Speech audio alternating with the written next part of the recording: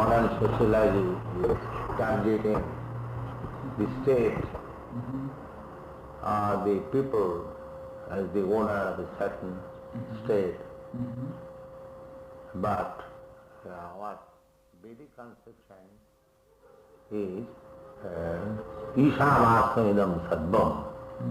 Everything is owned by Isha, the supreme controller. Tena tattena bhunjita.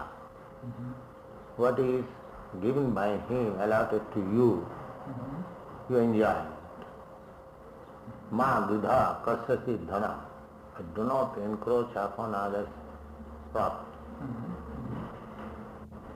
This is Ishopanishad, Veda. The same idea is explained in different Puranas. So, the Vedas can give you.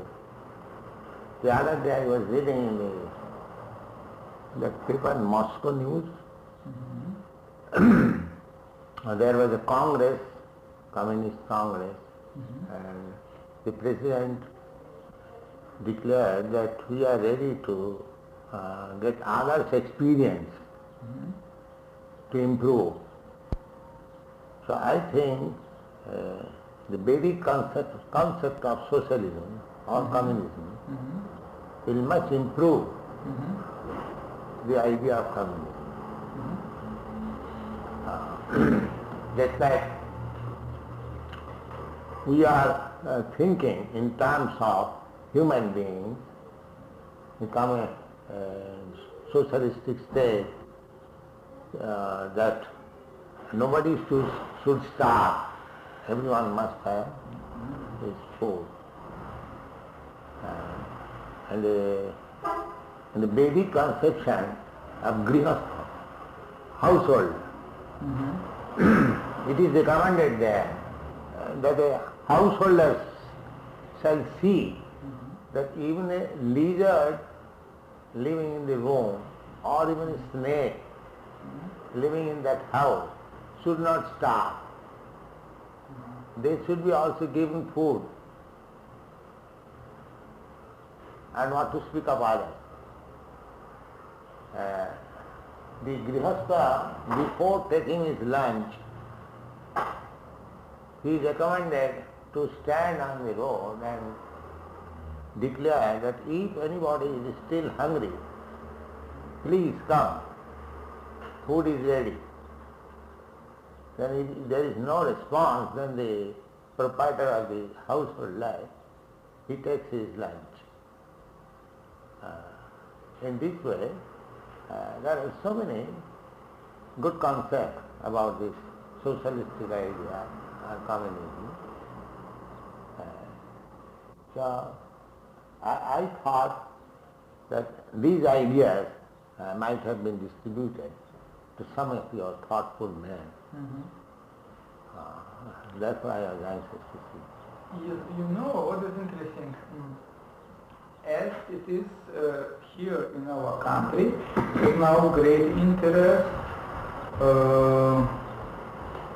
in the history of old thought. From this point of view, our institute translated into Russian and published many, I must say, literary monuments of great Indian culture. I will have a pleasure to present you a copy of a booklet which was written here by me and my colleagues, this account of Soviet studies of India. And here there is a chapter 13, Studies of Ancient Indian Texts in the USSR. Probably you would be interested to discover we published, not all, but some in exceptions, Puranas, we published the Prabhupada, then some parts of Ramayana, 8 volumes in Russian of Mahabharata. We have also second edition of Mahabharata translated by different people. Kautaya Shastra also was translated in full and published. Manusmriti also translated in full and published with scientific commentaries. And such is a great interest. I think that all these publications were sold in a week. Now are completely out of stock. It was impossible to get them in book market after a month. Such a great interest among reading people here in Moscow in the USSR towards ancient Greek culture. And from this point of view, we published, I must say, a lot of things. Among these Puranas, the Srimad Bhagavatam is called the Mahapurana. Mahapurana. Yes. So we have translated in English the full. The original Sanskrit text is transliteration and English equivalent for each word, then translation, and then part explanation of the verse. In this way, there are 18,000 of verses in Srimad Bhagavatam.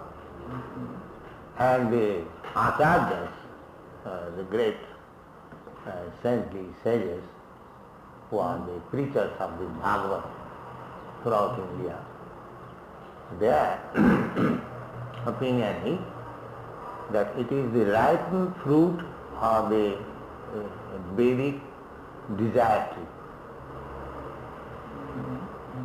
Nigama kalpataror galitam phalamidam. And it is accepted by all, Indian scholars,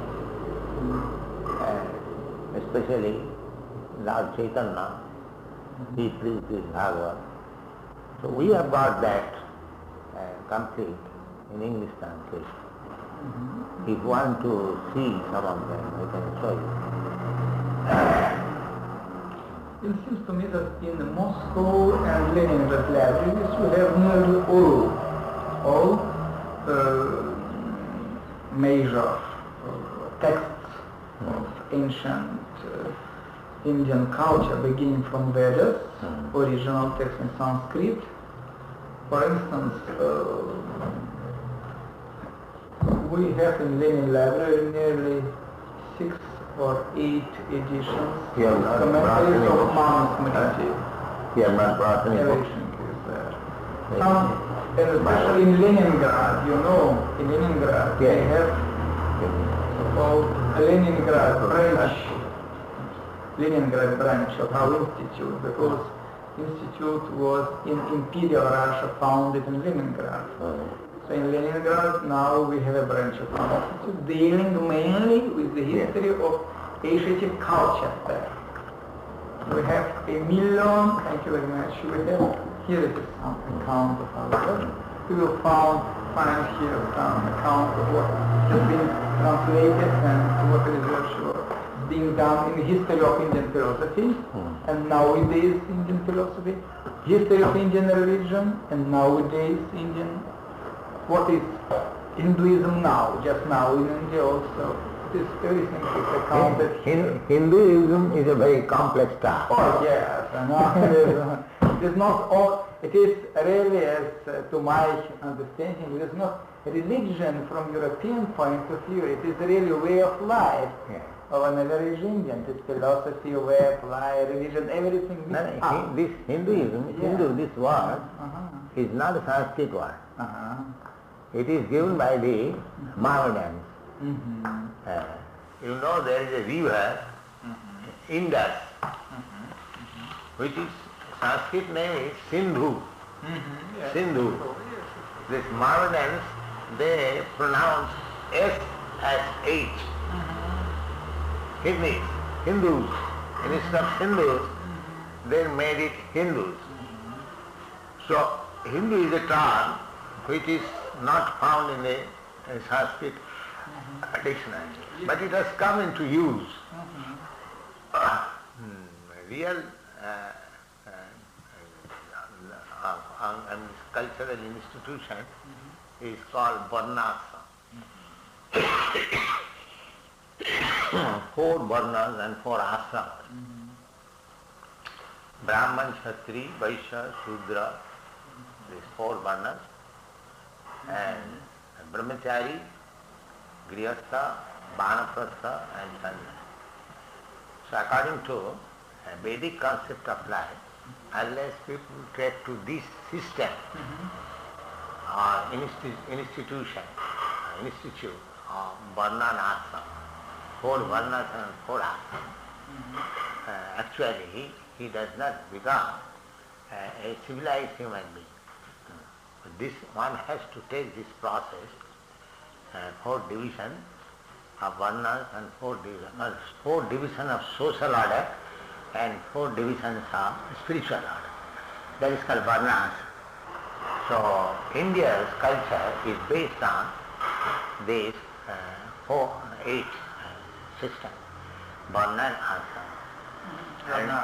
Varna and in the Bhagavad Gita, perhaps you have read Bhagavad Gita, there is also the statement, Chatur Varna Maya system. This system is created originally by Vishnu. So, as everything is creation of the Supreme, there cannot be change that is prevalent everywhere. Like a sun is creation of the Supreme. The sunshine is here in America, in Russia, in India, everywhere. Similarly, this Varnashram system is prevalent everywhere in some form or other. Just like the Brahmins. The Brahmins means the most intelligent class of men. Brain of the society. Then the Kshatriyas, the administrative class. Then the Vaishyas, the productive class.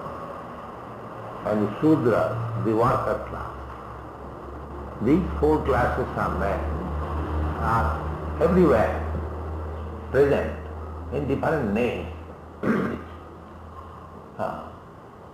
Because it is creation by the original creator, so it is prevalent everywhere, but not from now. So have you seen this little, how you are translating this? You can see little. Yes, The original sloka is transliteration.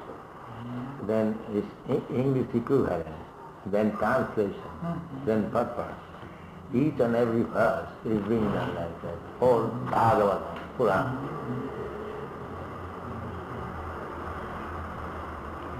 But you know, what is interesting, in the opinion of some European and even old Russian scholars, this Varna Ashram system is a bit late creation. If you would trace texts of Vedic literature, you would find much more simple and egalitarian society. And there is an opinion that this Varna Ashram system was introduced into Indian society on the late stage of Vedic era, but not from the beginning. Because if you would analyze scientifically the old text, you would find that really I agree with you that in all literature, in all Brahmana, human estimation,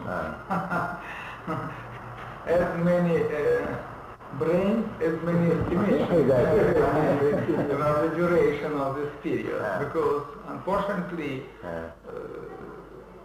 to old classic India we have not so much.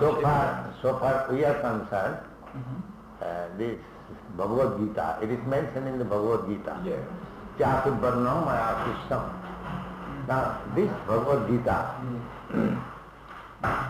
was spoken 5,000 years ago. And in the Bhagavad Gita, it is said that this system of Bhagavad Gita was first spoken by me to the sun god. So if you take estimation of that period, it comes 40 millions of years. So whether the European scholars can trace out the history, at least 5,000 years rather, not to speak of 40 million. So we have got evidences that this Varnashram system is current at least for the 5,000 years. Varnashram system.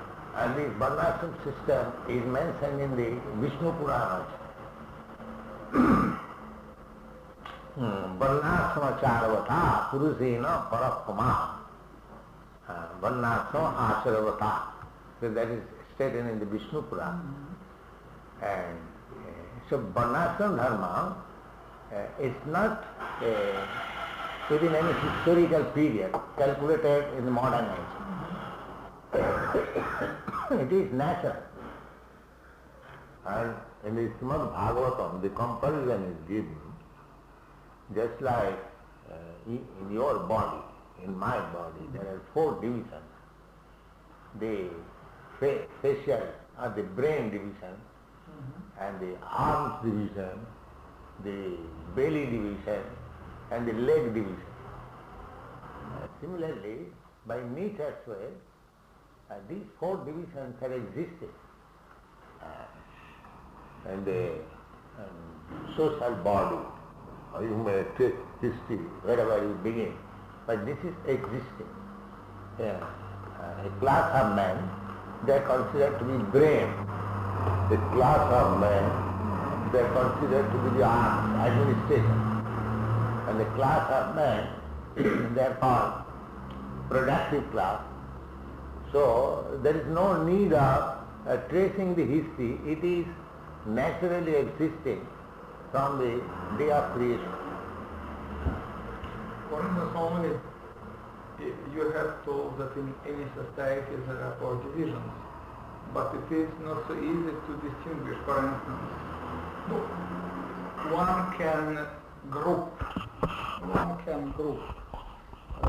together different social class and professional groups into 4 divisions. So in any society it is no difficulty. Only difficulty is, for instance, in socialist society of our country and other socialist society. How can you distinguish productive group and workers? That's right, you belong to the intelligent class. Intelligent, yes. So this is a division. Yes, intelligent class, for instance, Brahmins, if you can put together all Soviet intelligentsia and the Brahmins. Yes.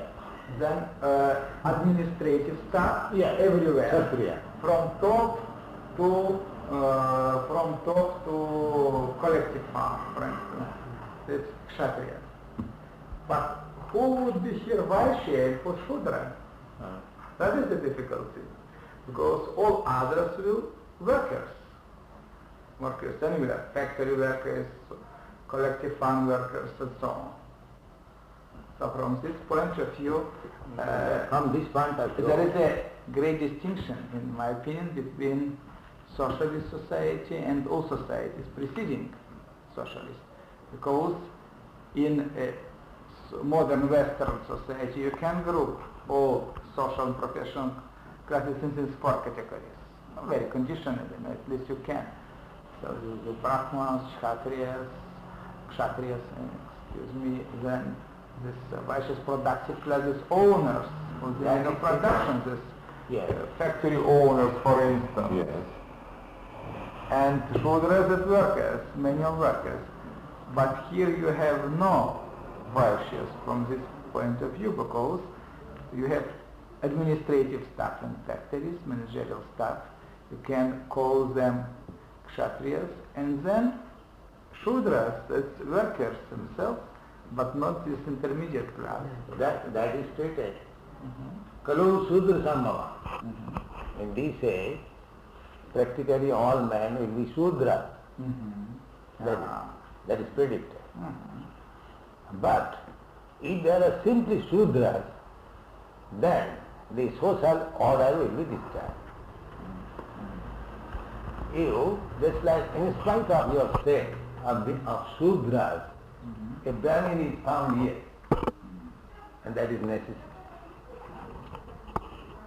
So, if you do not divide the social order in such a way, then there will be chaos. That is the scientific estimation of the Vedas. You may belong for the time being to the Sudra class, but to maintain the social order, you have to train some of the Sudras to become Brahmin. Some of the Sudras to become Kshatriya. It cannot depend on the Sudras, then there will be chaos. Neither it can depend only on Brahmins.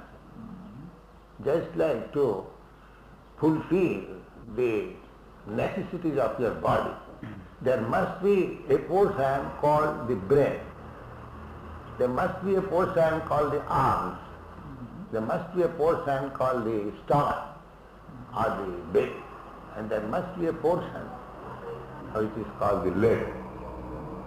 The leg is also required, the brain is also required, the arm is also required for cooperation to fulfill the mission of the whole body.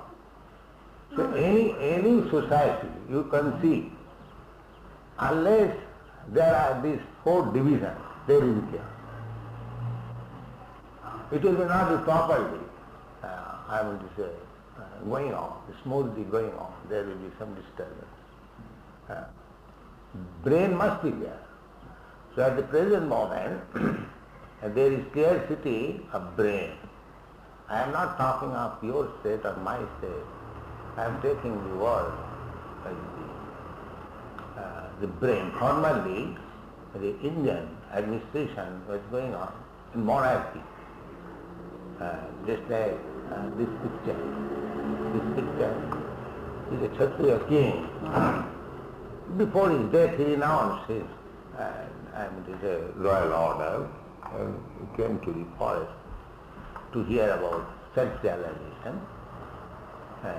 So, if you want to maintain the peace and prosperity of the whole worldly social order, you must create a class of men, very intelligent, a class of men very expert in administration, a class of men very expert in production, and a class of men to work.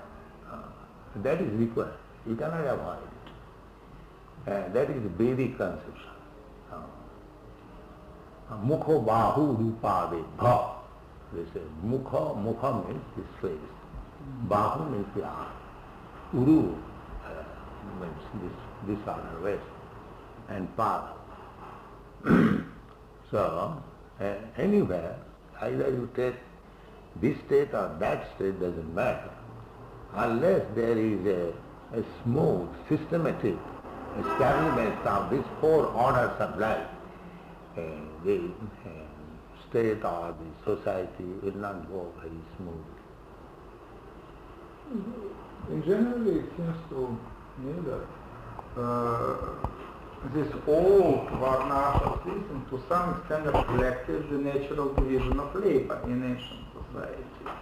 No, now division of labor among people in any society is much more complicated and sophisticated.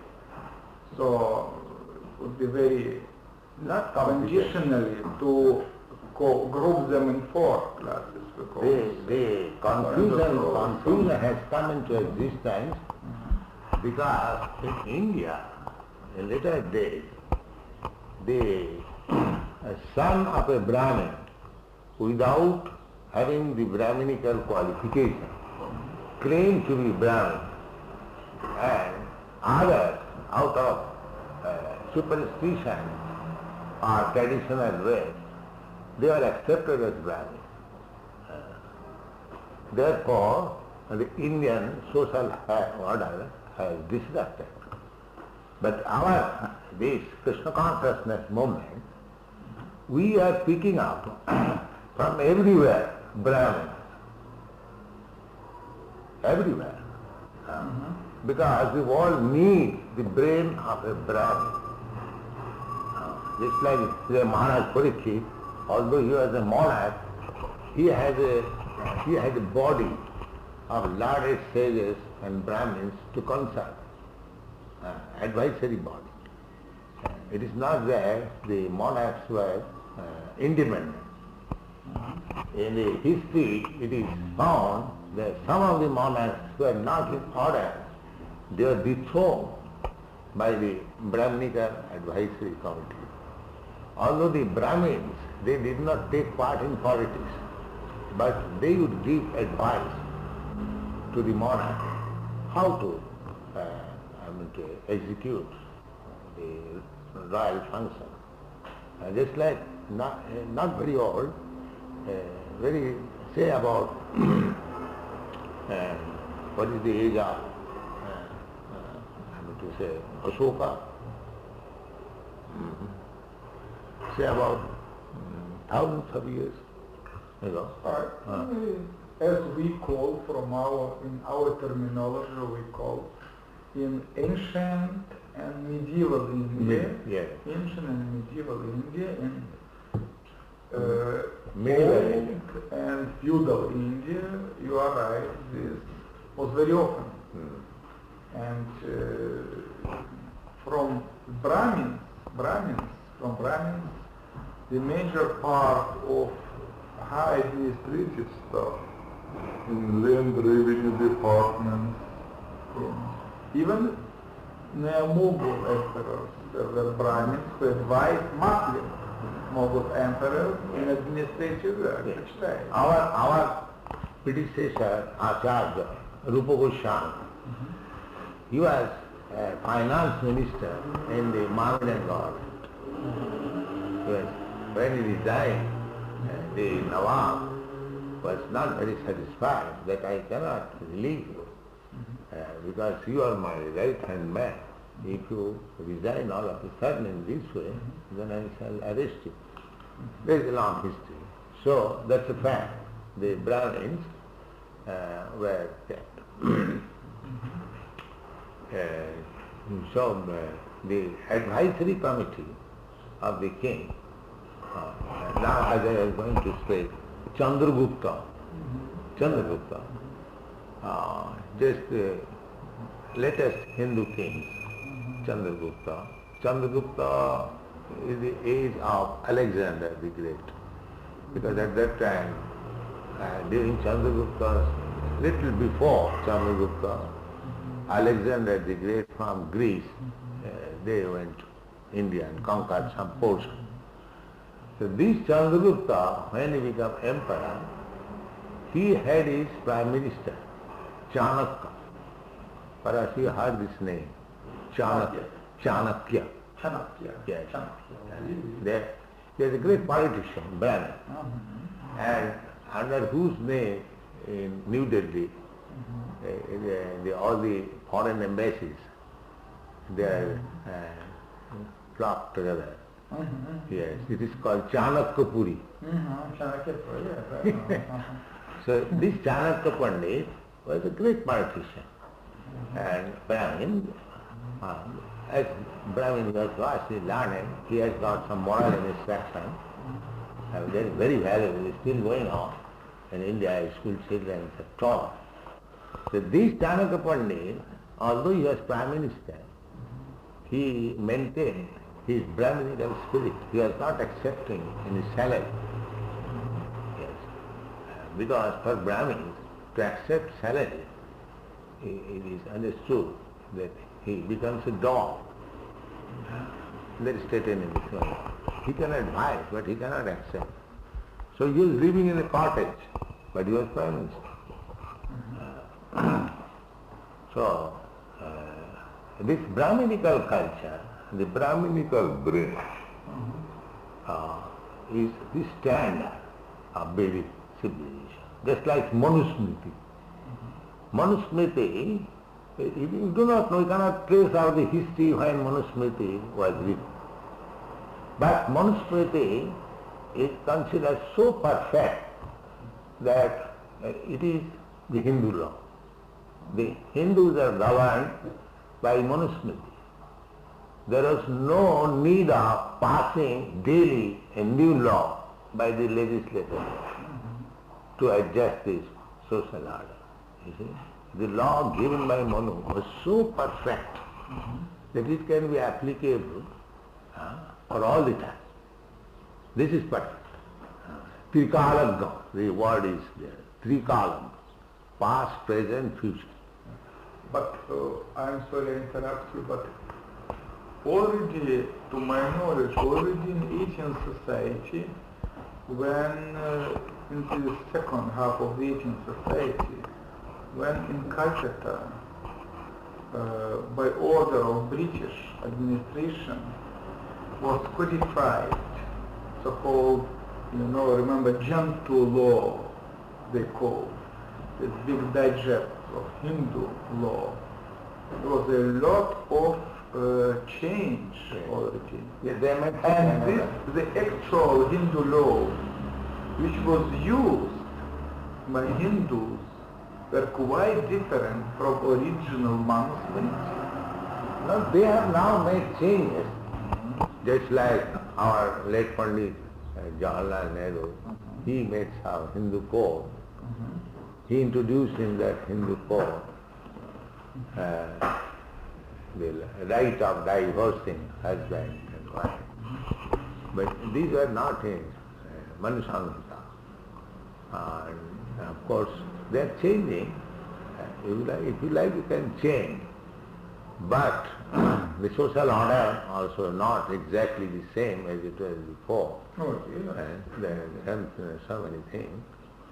So they are changing. But before this modern age, the whole Hindu society was being governed by the monastery. Small period. Medieval Hindus. Right. Now they are changing somewhere. Strictly speaking, the modern Hindus, they are not strictly according to Hindu scripture. Oh, yes. No, they are not. Oh, yes. So our point is, we are not going to bring back the old type of Hindu society. It is not there. It is impossible. Our idea is that the best ideas from the original idea. Just like in the Bhagavad, there is a description of communistic idea. It is being described to Maharaj Yudhishthira. So, if there is something good experience, why it should not be adopted? That is our point of view. And besides that, in the modern civilization, they are missing one point. The aim of human life, scientifically. The aim of human life is self-realization. Atma-tattam.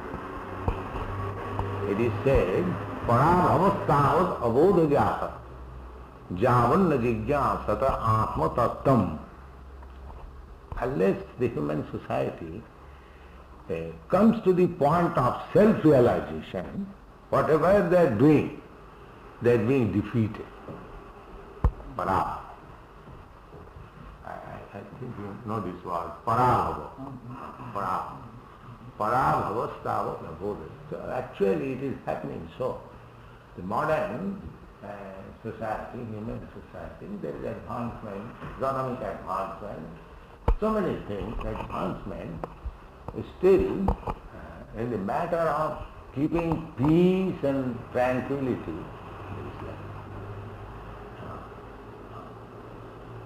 there is fight, individually, socially, politically, nationally. So, if we think very full-headed, then in spite of so much improvement in so many branches of knowledge, we are keeping the same mentality of poverty. That is also visible in lower animal society. So,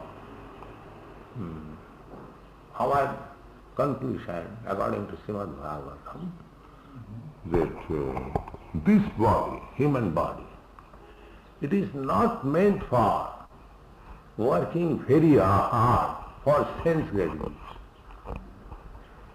In the modern civilization, the ultimate goal, aim is sense gratification. Yes.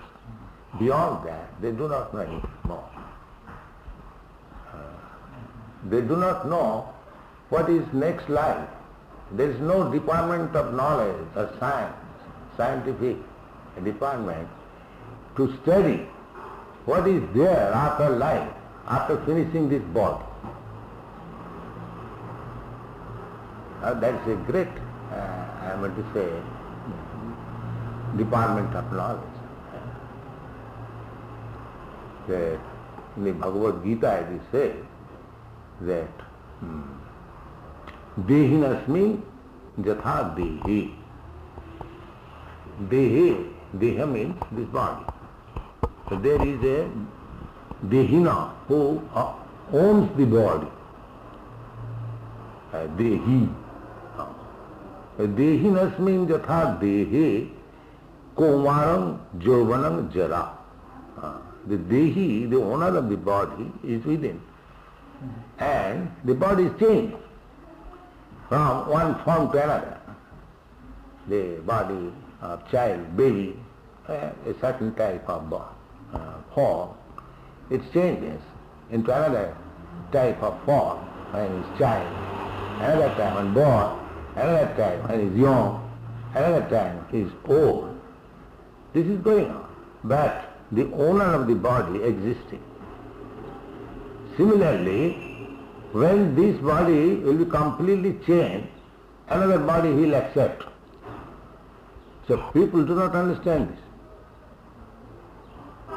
As we are accepting different body, even in this present life, from babyhood to childhood, from childhood to boyhood, from boyhood to youthhood, that's a fact. Everyone knows it. I was a child, but that childhood body is no more. I've got a different body. Similarly, what is the difficulty to understand when this body will be no more, I will have to accept another body. It's a great sign. No, there is two ultimate, quite, I may say, opposite approaches to this problem. That one approach is slightly different by different religions, but at the same time, any religion recognizes in such form the change Takes place. the change of place of a spirit, transmigration of spirit, etc. As in Christian religion, as in Buddhism, as in No, it is, I'm not talking of religion. Yes, I'm talking of science and philosophy. Yes. That is, if we can say science and philosophy, but another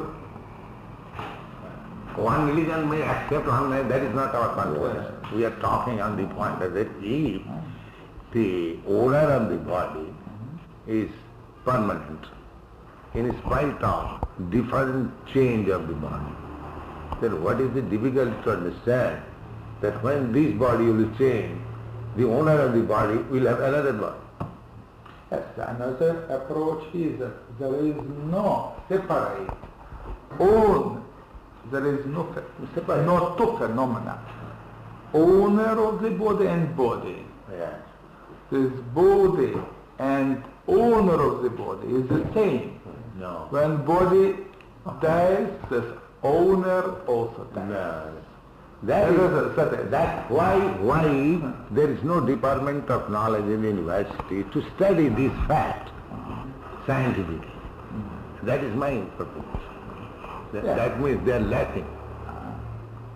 It may be, as you say, it may be as I say, but there must be a department of knowledge. What is it? Now, recently, one cardiologist, a doctor, he has accepted that there is soul in Montreal and Toronto.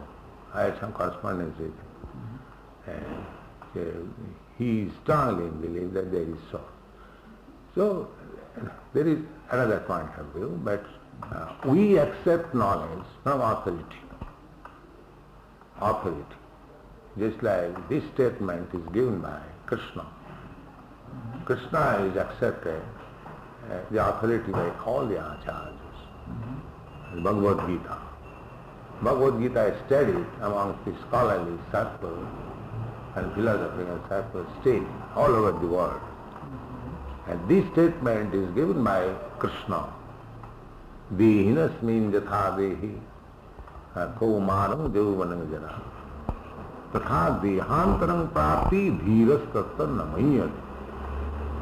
So dehantaram prapti, just like this childhood, giving up this childhood body, the soul is coming to the boyhood body, from boyhood to youth. Similarly, the soul giving up this body takes another body.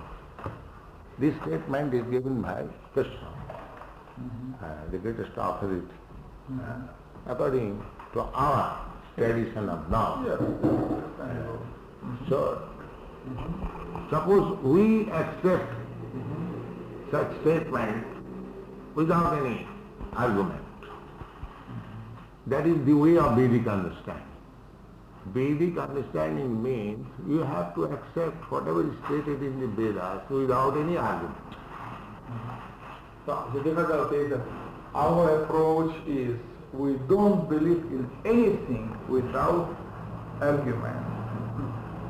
We can believe only on anything based on argument. Yes, It is the basic, that is allowed. basic thing. That is allowed. That is stated in the Bhagavad Gita. Tad vidhi panipatena puriprasnena sevaya.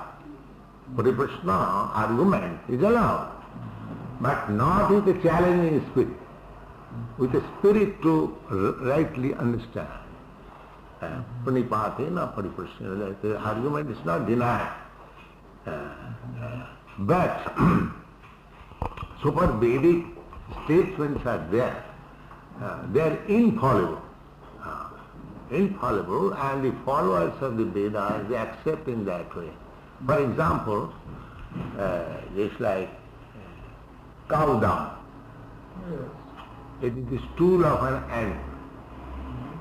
Now, in the Vedic statement, as soon as you touch the stool of any animal, you are impure. You have to purify yourself by taking bath. Even in your own stool, according to Hindu system, if you go to evacuate, after coming, you have to take bath. This is quite in fact with modern medicine knowledge. Yes. That you must clean yourself here. Yes. Now, That's right. Like this is, but another place it is stated that cow dung, although it is the stool of an animal, it is pure. Even if you apply in an impure place, it becomes purified. But this is superficially contradictory.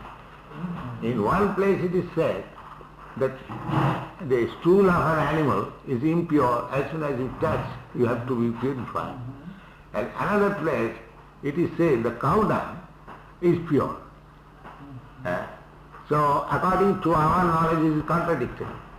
But those who are followers of the Vedas, they are accepting. Is it not cow dung pure? Cow dung pure, is it not accepted by the followers of Vedas? And if you analyze chemically, you will find the cow dung contains all antiseptic properties. If I don't know. You do not know, but there is a... You try to... Yes, one must try to realize it and see whether yes, that is. Right? One doctor goes, professor of medical college, Lalman goes. I was medically connected in my previous life. So that Lalman goes, analyzed it. And it is history, it is full of antiseptic properties. So Vedic statements, even sometimes you find it is contradictory, but if you analyze scrutinizingly, you will find it is correct. But maybe There may be some exception. I mean to say, just like the cow dung is stool, this is an exception. But why this exception is accepted, that if you scientifically examine, analyze, you will find it is correct. that is to analyze. That's right. But from modern scientific point of view. Similarly, another instance is there, just like corn cell. Corn cell is the bone of an animal. So according to Vedic instruction, if you touch the bone of an animal, you become impure, you have to take bath. You become impure. But this corn cell is kept in the deity room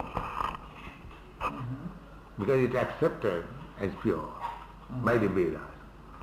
So my point is that we accept Vedic laws in such a way, without argument, accept because it is stated in the Veda.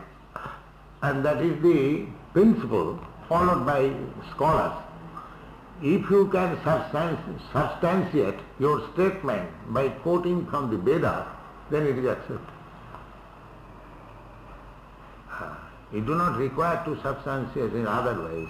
If you prove by the Vedic tradition, Suti Pramana, it is called Suti Pramana. There are different kinds of Pramana evidences.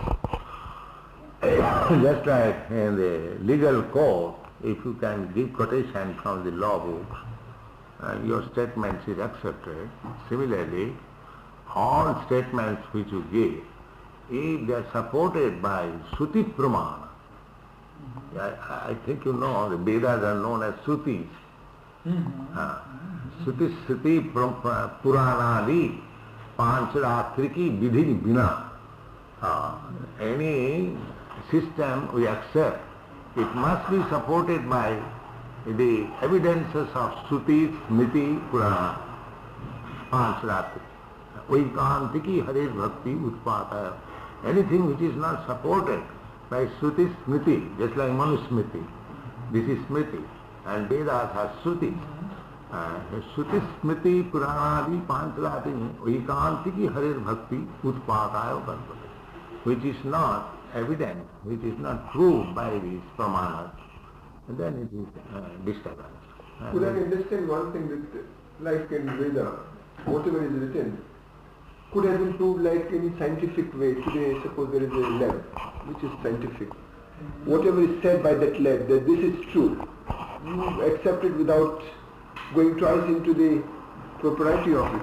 Suppose you have a scientific knowledge shop or a place, and if this workshop or this scientific institution says this is not good, this is not good, a general body accepts, taken for granted, yes, scientific body has said so, it is understood, it is... Yes, personally, he hasn't got to examine himself. He takes the statement of an authority and believes it. A common person, a common way. So, Vedic authorities, authoritative statements are accepted by the acharyas. Just like India is governed by the acharyas. Ramanucharya, Madhyacharya, Shankaracharya. They accept in that, and the followers accept them. The benefit is that whether cow dung is pure or impure, I do not waste my time. But because it is stated in the Vedas, I take it. So I save my time. Suti Pramana. In that way, there are different statements in the Vedas for sociology, and politics and anything, because Vedas mean knowledge. Vedas means knowledge. Vedashta sarvai ahameva vedam. Vetti veda vidajnane. Vidhatu, when it is used for knowledge, it is called Veda. But today I think the scientific knowledge people will not accept only word of saying only. They would like to perhaps try it once more. Yes. And perhaps after going through the process of examination of theirs, may accept it if it is true. Yeah, that's right. As I have already said, the approach of people today, new era of nowadays everywhere in the world, Try once more. try once more, you are right, and also nobody would believe in anything without arguments. No arguments allowed. Yes, arguments. Nobody would believe because it was written in this or other script. Evidence is to be given to believe. And may I put one question to you? Have you many branches of your society everywhere? Yes. Where is your main center and where are the branches Main of Krishna center, Consciousness Society? of course, I have got about 55 branches. 55. Yes. So, I have made my main center in Los Angeles. Los Angeles. Los Angeles. Because I got a letter from Western Germany. So I had an idea No, that is probably that is it a was branch. a branch. There is a branch. Krishna Das. There is a branch. But my headquarters is in Los Angeles. And now, since I came to India, I am trying to make my headquarters in Mayapur. That's the place, the birth site of Lord Chaitanya. We have purchased land there. Mayapur. You have heard the name? Yes, Mayapur. You have been in India? Yes, Oh, 6 you- or 7 times. Oh. I don't know where is Mayapur myself. So you have been in Mayapur, Lord Chaitanya's birth site? No, in Mayapur, it's also called Mayapuram. Mayapuram, that is in Madras side. Yes. Mailapuram. There's a Mylapur. Mailapuram, that is Madras city. Yes. So, And, where generally you stayed in India? Myself? Yeah. I was generally in many places. I was in Delhi, in Rajasthan, in Gujarat, Maharashtra, Oh. Bengal, You don't know where you stayed? in Bengal. Yes. I was in Calcutta, Shantiniketan, then down in 24 Parganas, in different small townships and villages also in Bengal. And by origin you are from what? Calcutta. From Calcutta. From Calcutta. My birthplace is in Calcutta. Understand. Yes, unfortunately I haven't been to North Bengal. You have just visited Calcutta. Yes, Calcutta, Bombay, Bombay. and several places. Gorakhpur. It's a very difficult situation in Calcutta. West Bengal and Calcutta because of influx of refugees from Bangladesh. But we had our Sankirtan festival for 10 days, and people participated very wonderfully. Our gathering was not less than 30,000 people daily, and they are so much interested in hearing about our lecture. Since we are lecturing from Srimad Bhagavatam and Bhagavad Gita. Our preaching method is on the basis of Bhagavad Gita and Srimad Bhagavatam. So people are responding from every part of the world, especially the American boys they are specially interested, and England also, and Germany, and France. From here I shall go to Paris. There we have got center. What is the name of that place? Paris? Recently that changed. Some suburb, Fontenay-les-Roses. Fontenay-aux-Roses. Near Paris? Yes. Fontainebleau? Yes, yes. They have taken a whole house, nice house. So our process is very simple. We ask our students to refrain from 4 prohibitive principles. No illicit. I'm sorry, from what? Prohibitive. No illicit sex life. No meat eating. Meat or fish or eggs. No. And no gambling. And no intoxication, including cigarette, tea, coffee. These also we take as intoxicants. So these 4 principles one has to obey and let him chant Hare Krishna Mahamantra. And by this process only, he will find how these boys and girls are improving quickly.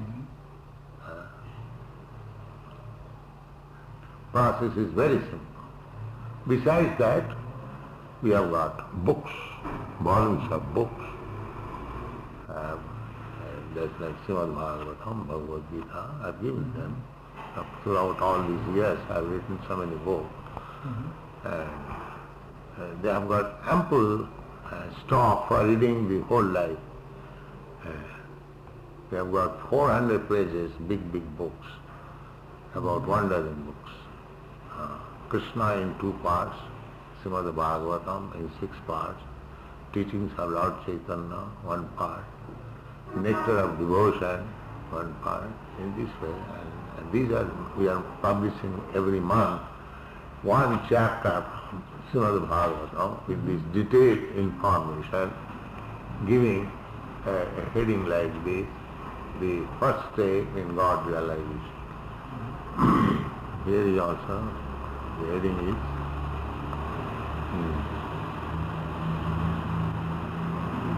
Purusha Sukta continued. Purusha Sukta is a Vedic sutra. So, we are trying to push this Krishna consciousness, just like in your country there is Lenin consciousness. Similarly, it is also a different type of consciousness, Krishna consciousness. Krishna is also historical personality, as much as Lenin is also historical personality. That his philosophy, just like you are trying to understand his philosophy, you are trying to understand Krishna's philosophy. In this way, this Krishna consciousness movement is going on. And have you many participants in these 55 branches? Oh yes, more than 3,000. 3,000 initiated. And outside admirers there are many. And this means these 3,000 who have accepted the principles. And just like these boys. So there are 55 branches. In each branch you are maintaining 25 to 100 students. So just imagine. But does that mean that the students they abstain for normal West European universities? They are only, or they, how to explain it, there, for instance, can a normal student from, for instance, for one of the Paris universities who is attending lectures in normal way, etc., also be initiated and admitted to your community? Both ways. Both ways. If you want to be initiated, you are welcome. If not, you come, try to understand our philosophy, read our books. There are so many books, magazines, and question, answer, try to understand the philosophy. It is not that all of a sudden a student comes and becomes our disciple. No. They first of all come, associate, try to understand. Then you do not canvass. When you voluntarily say that I want to be yours. No, yes, that's obvious. There is no canvas. No, yes, that's obvious. But what I am also interested in, for instance, not a student, but a young worker, or a young son of a farmer, he would abstain from his whole life, and he would be initiated and join your community into a given center. How he would entertain himself? The thing is, a source of day-to-day life, yes, material life. Material life. He would pay his Yes. staying, etc. I am answering. As I told you, that this propaganda is meant for creating some Brahmins all over the world. Because the Brahmin element is lacking. So, the one who seriously comes to us, he has to become a Brahmin. So he has to adopt the occupation of a Brahmin, and he has to give up the occupation of a Kshatriya or a Shudra. But if one wants to keep his profession, at the same time wants to understand ourselves, then it's allowed. Just like we have many professors, there is Howard Wheeler, professor of Ohio University. He is my disciple. So he is continuing his professorship. But whatever money he is getting, almost he is spending for all this Krishna consciousness. For grihasthas, those are householders living outside. They are expected to contribute 50% of the income for the society, 25% for the family, and 25% for his personal emergency. After all, in this world, if we live, so far we are concerned, we are sannyasi.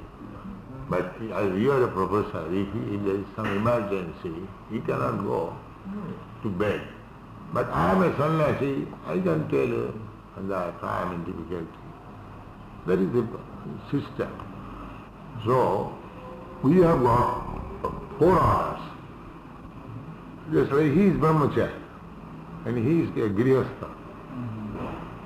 He has got his wife, children, so he is a grihastha. He is a brahmachari. Similarly, there is sannyasi. So, that is Chaitanya Mahaprabhu's teaching. It doesn't matter whether one is a grihastha, householder, or renounced order, or a brahmachari, or a brahmin, or shudra. It doesn't matter. If anyone understands the science of Krishna, he becomes the spiritual master. The exact word is in Bengali. Kiva vipra kiva shudra nasi kane noy. Do you understand little Bengali? As a vibration. Jai Krishna Tattva Vekta Sei Guru. Anyone who understands the science of Krishna, he can become the spiritual master.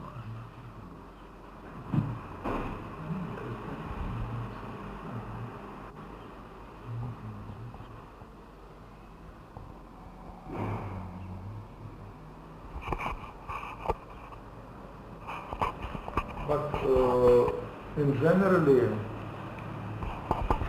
by creating Brahmins from different social classes of society, in really you deny the old prescription of Hindu script. No, I established all this. I established. Because according to old script, to Puranas, etc., every member of one of the four classes, this varnas, is to be born inside it, but not recruited. This is major. I'm sorry. Foundation of all the varnas. You are not speaking correctly. With great respect, I beg to submit that you are not speaking correctly. In the Bhagavad Gita, it is stated, Chatur Varnam Maya Srishtam Guna Karma Vibhagasa. These four orders of Brahman, Kshatriya, Vaishya, Shudra is created by me according to quality and work. There is no mention of birth. There is no mention of birth. Yes, I agree with you that this was edition of late Brahmins who tried to perpetuate this inequality. That has killed the Indian culture. You see? Otherwise there was no necessity of division of this Pakistan. Not only that, from history, perhaps you know, this whole planet was Bharatvarsha. And it was controlled by one flag up to Maharaj Parikshit. Gradually they separated. This is the history. And lately they have separated Pakistan. So Bharatvarsha is now crippled into a small piece of land. Otherwise this whole, according to our scripture, Vedic scripture, this whole planet is called Bharatvarsha. Formerly it was named Ilavati Varsha. But since the Emperor Bharat ruled over this planet, it is called Bharatvarsha, from Maharaj Bharat. So, this culture, Krishna consciousness, Vedic culture already existed. Now any religion you take, Christian religion, Mohammedan religion, or Buddhist religion, they are at most 2,000, 3,000 years old. But this Vedic scripture you cannot trace out. Where is the beginning? Where is the beginning? It is therefore called Sanatana, eternal. And this culture is for the whole human society. It is not a departmental religious faith. Religious faith you can change, but real dharma you cannot change. Just like you try to understand Krishna, Bhagavad Gita, he says, Jada jada hi dharmasya glani bhavati bharat Obhutthanam adharmasya tadatmanam srijamaham Paritranam sadhunam vinashaya diskitanam dharma samasthapanarthaya juge juge sambhavam. Now Krishna came to establish the religious principle.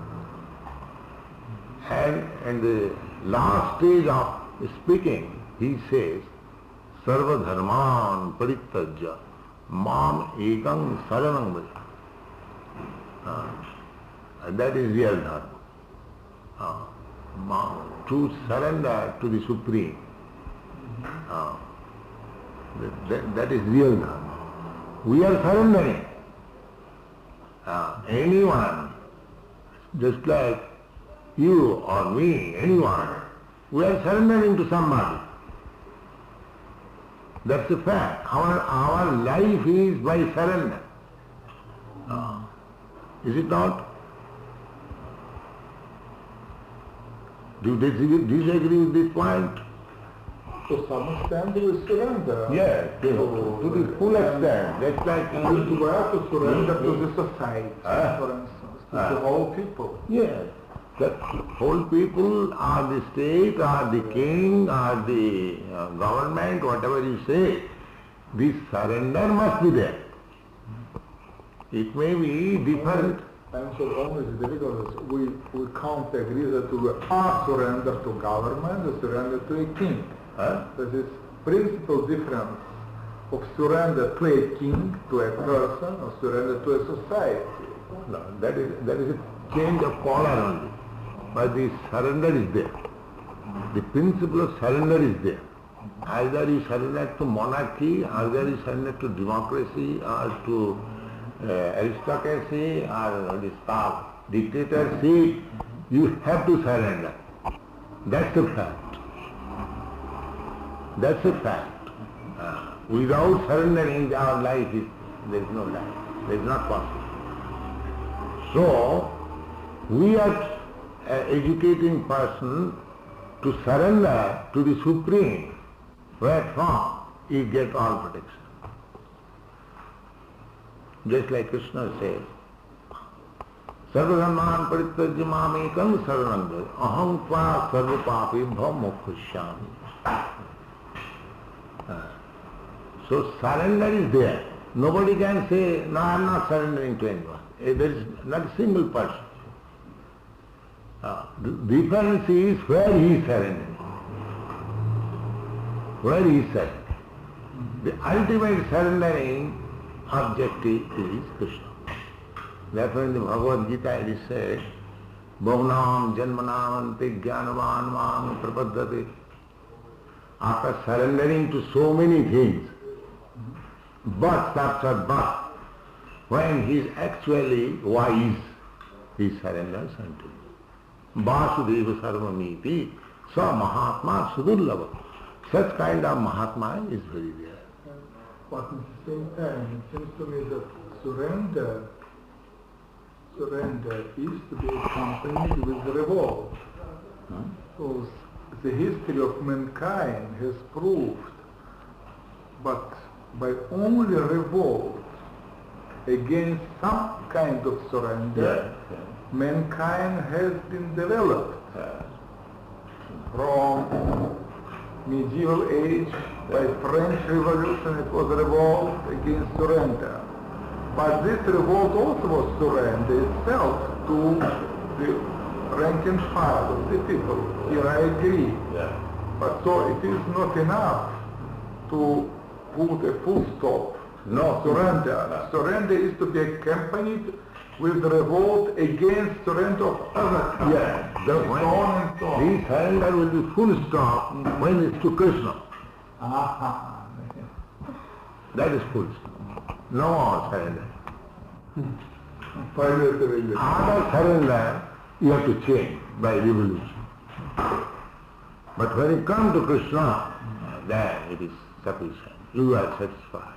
Just like, I give you one example, that a child is crying and people changing laughs, oh, you're crying. It is not stopping. But as soon as the small baby comes to the lap of his mother, it stops. Yes. Full satisfaction. Final satisfaction. So these changes, this surrendering will go in different categories. Actually, all these surrenders, sum total is surrender to Maya. Therefore in the Bhagavad Gita it is said, Devi Jesa Gunamayi Mamo Maya Durutkaya. So this surrender is going on. With Maya Vaibhav, paraphernalia of Maya. Either you surrender to this or to that. But final surrender, Mameva Prapaddante Maya Metam Tarantite. The final surrender to Krishna, then he is happy. Surrender stays. His process of surrender is there. But this surrender keeps him quite satisfied, transcendent. And haven't you come across some hostile attitude to your teaching from Orthodox Hindu, from Orthodox Brahmins in India itself? But rather we have subdued them. Because we have, any Orthodox Hindu may come, but we have got our statements, Vedic evidences. So, nobody has come. Even Christian priests, even Christian priests in America, they love me. They say that these boys, our boys, they are Americans, they are Christians, they are Jews, and these boys are so much after God, and we could not deliver them. They are admitting. Their fathers, their parents come to me, they also flatly offer their obedience and say, Swami, it is our great fortune that you have come. You are teaching God consciousness.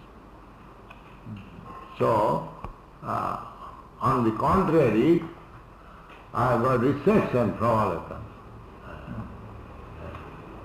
And India also, as you inquired of India, all other sects, they are admitting that before me, many hundreds of Swamis went there, that they could not convert to Krishna consciousness a single person. They are admiring that. And so far, I am concerned, I don't take any credit, but I am confident that because I am presenting the Vedic knowledge as it is, without any adulteration, it is being affected. That's my confidence. Just like if you have got the right medicine, and if you administer to a patient, you must be sure that he will cure. And how many disciples you have in India itself? From 3,000, how many members of the community you have in India itself? In India? Yes. In India there are many Krishna conscious persons, 100,000 millions. In India there is no question. There is not a single Hindu who is not Krishna conscious. Yes, I understand. That's right. I disagree, but specifically for Vaishnava, this you. is called Vaishnava cult. The Vaishnava, as is commonly known, you have been in India, there are many millions of Vaishnavas. Many millions of Vaishnavas. Just like this gentleman, he is a commander of the India Airlines. So he is not my disciple, but he is a Vaishnava, Krishna conscious. Similarly, in India, millions and trillions there are Krishna conscious persons. Practically there is not a single, even there are Mohammedan Krishna conscious. In Allahabad University there is a Mohammedan professor. He is a great devotee of Lord Krishna. So, this is natural. It is said in the Chaitanya Chaitamrita that Krishna consciousness is everywhere, in everyone's heart. It has to be awakened only by this process. That's all. It is there in your heart also. It is not that it is foreign to you. It is not that. Everyone's heart there is Krishna consciousness. By this process we have to awaken that. Savanadi Suddha Chitte Korai Udoy. Udoy, you know this word Udoy. Just like sun rises. It is not that sun all of a sudden comes from somewhere. It is there. But it rises in the morning. Similarly, this Krishna consciousness is everywhere. But somewhere or other it is now covered. By this process it is awakened and aroused by association. You came yesterday to Moscow. Yes. Have you seen something here in Moscow? No. No, not much. I am not very much interested in sightseeing. But in any case, if you happen, you ought to go somewhere and to see something. Because to stay in a hotel, old style hotel like National, is not interesting. Not many people to see. And you are living to day after tomorrow. That is my program. From here you are going to Day after Europe. tomorrow or What is today? Today is 22nd, we leave 25th morning. 25th. Morning. 25th 3 morning. days. And you are leaving for United States or for Europe? yes, for years. For Europe? Yes. For Paris? Right. And we have got our two ceremonies, very big ceremonies in London and San Francisco. Rath Yatra, car festival. And it is estimated 50,000 people are going to participate in this ceremony, both in London and San Francisco. They are making a car festival. This car festival is observed in Jagannath Puri. You have been in Jagannath Puri? Yes. Yes. From immemorial time. Yes. Yes. Very, very old Yes. Hindu tradition of the car festival. Yes. Huge car. Huge car. Very well carved. Yes. Very well carved. Very interesting. Yes. Piece of And that has been introduced in the Western countries, in London and San Francisco. And gradually, maybe we will introduce in other countries also. In London, among Indian community, also No. British people are attending. This is organized by the Englishmen and the Americans. Indian communities in London and San Francisco, they are trying to become Saha. You know the word Saha? Westernized. More the process of westernization is going on. It was very well by Professor Srinivas, this very great social anthropologist of Delhi University. Yes. I agree with him that a very interesting two processes. Process of westernization among Brahmins mainly, and upper caste. And the so-called Sanskritization, he calls the process of adopting some Brahmin rituals, etc. by so-called low caste, even untouchables. Very interesting processes in India just now. Now, one thing is, the among other day I was speaking to them, where I was in Bombay, I think. I was speaking some respectful incident. And that Krishna says, Maham hipartha brapasthritya jepi su papujuna striya vaishya tatha shuddha stepi janti parant.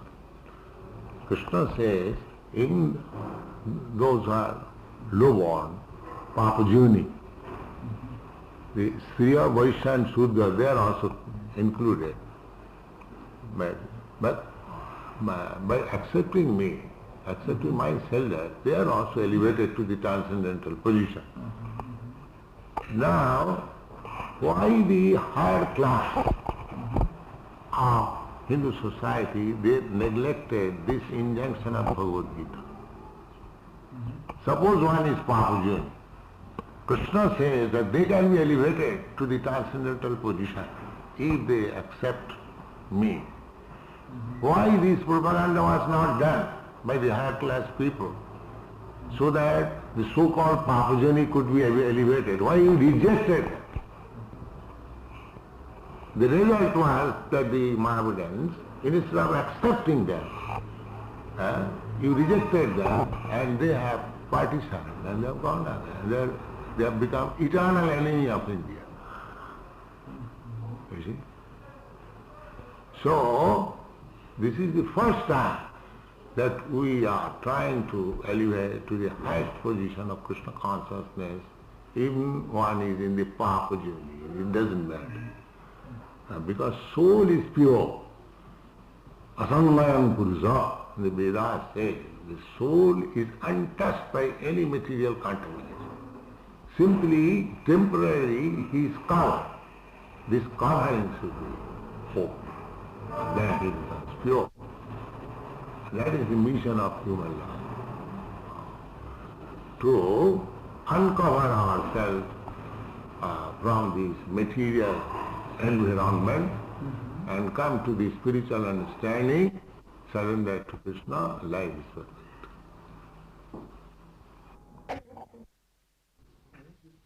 Interesting to meet.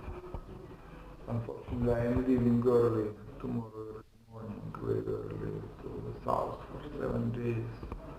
I won't be able to help you, but probably through your embassy you can meet some people from our... No, I am not interested. I came to see you especially. From Christian Orthodox Church. From people from Christian Orthodox Church, that it will be interesting to have some discussion.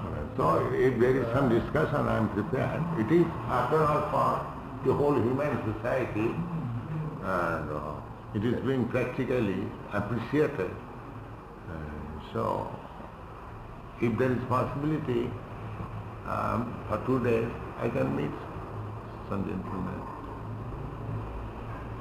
I can If you can ask Mr. Natarajan from embassy. not in that way. No. If some of their assistant does it, then it is all right.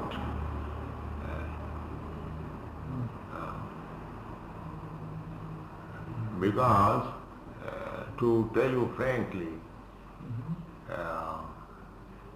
so far our Indian government is concerned, they are not very much interested in this movement.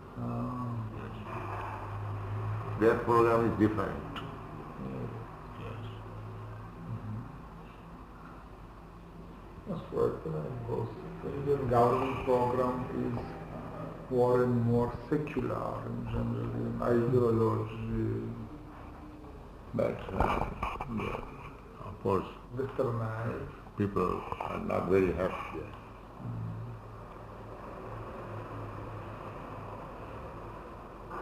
One gentleman, he is in government service.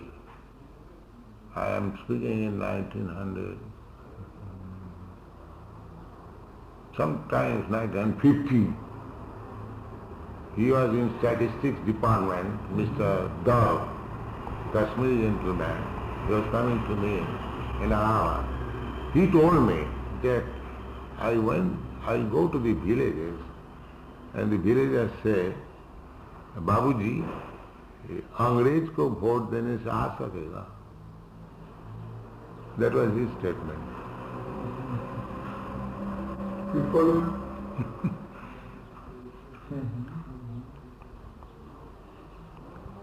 yeah, because really there is some kind of people in some administrative department who are not and ex-British officers. The difficulty is that India is nowhere. They are trying to imitate Westerners, but they are 100 years back.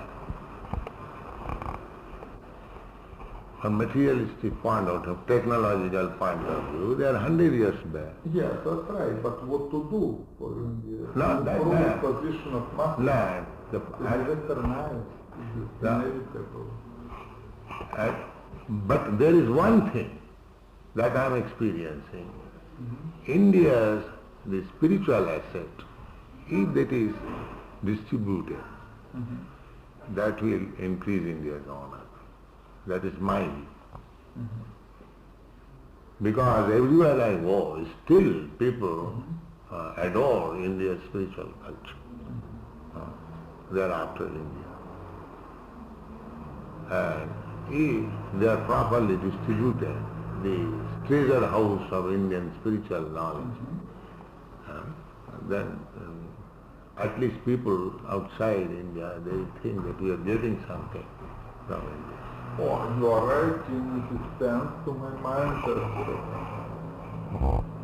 the Indian culture or heritage is to be made known everywhere. That's right. But in the same time, in what way this would benefit Indian toiling masses themselves?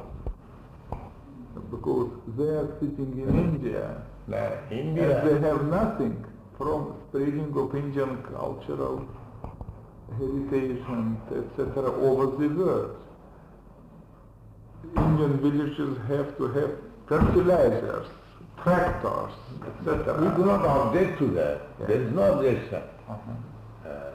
Yes, I don't think that you object. No. But at the same time, something has Yeah. to be done in India itself. In what lines, if one may call it westernization, from that is introduction of technical revolution in all spheres of Indian life, in agriculture, industry, etc. This picture, this is Vishwarup, it was shown to Arjuna.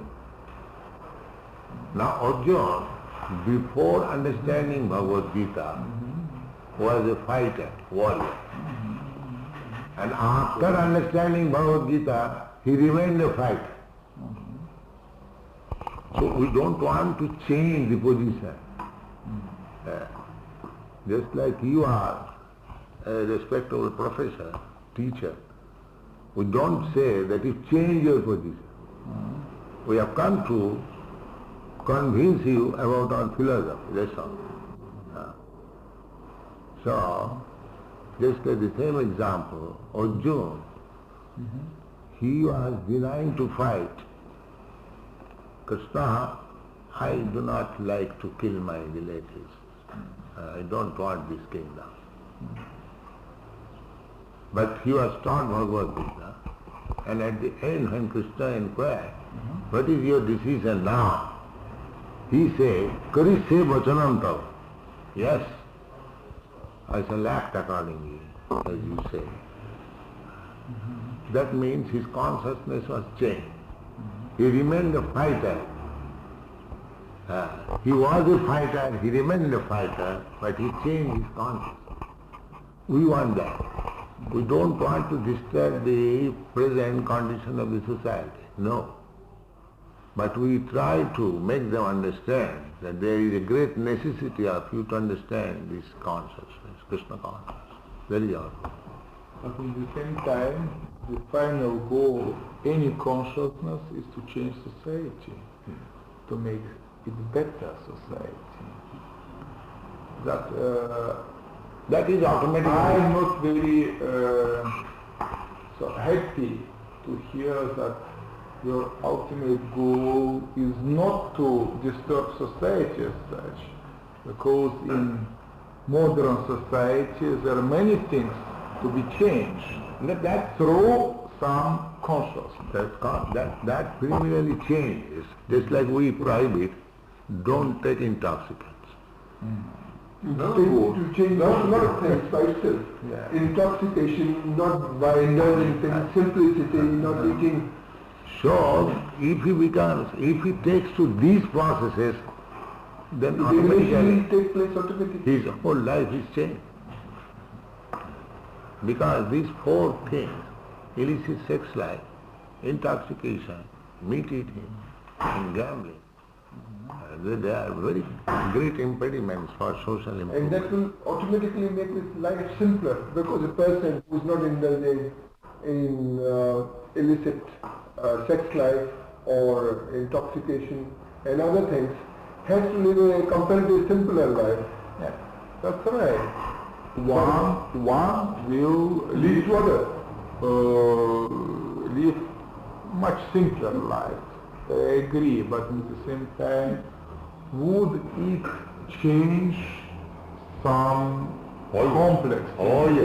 It's bound to change the complex for simple reason. A person who is not indulging in this one and he's conscious, he will be also conscious to work hard comparatively when he is quite sure that he cannot rob somebody. If he wants his food and he can't rob it. For instance, if you will have even many followers, how far this adoption of Krishna consciousness by many Americans would affect the politics or their attitude, for instance, to such a burning problem of America as Vietnam War. Correct. They will never be the one who will ever advocate any war because they know this war itself is the wrong thing. No. We don't say avoid war, but unnecessary war is avoided. Just like Krishna induced Arjuna to fight. It was necessary. It was necessary. To get rid of extra evil. It was necessary. So nothing is avoided, but everything is utilized for proper purpose. Nothing is rejected. Nirbandhi Krishna Sambandhi. This is the fact that Krishna never advocated that let there be stop of war. No. When there is necessity, absolute necessity, there may be war, but for the good purpose, not by the whims of the politicians. No.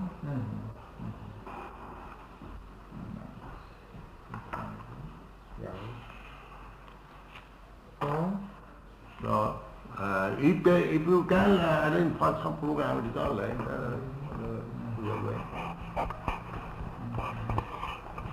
Is there any possibility Swamiji could lecture at the Institute itself in the next day or two?